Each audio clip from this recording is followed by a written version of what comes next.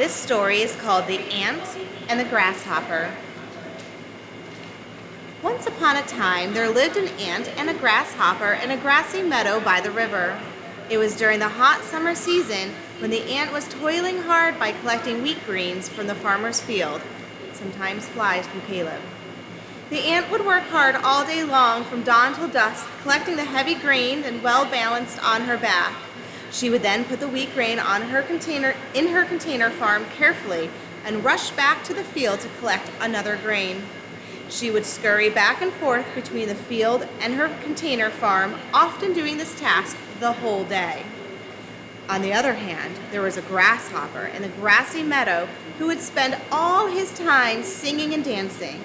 He would often scorn at the ant for toiling and so hard the entire day in collecting the grains.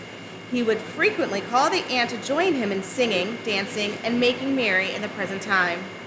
However, the ant would ignore him and continue with her work. This would make the grasshopper laugh even louder, as he would often ridicule the ant, stating that they have enough food to sustain themselves in the summer season. Hearing this, the ant said that she was saving some food for the cold season and recommended the grasshopper to follow the same. The grasshopper didn't pay heed to her words and continued singing and dancing merrily. Soon, summer faded into autumn and autumn to winter.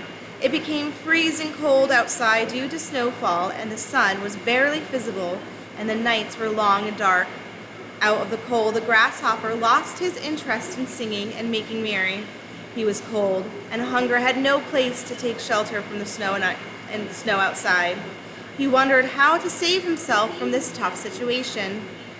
Suddenly, he remembered the ant and visited her for some food and shelter.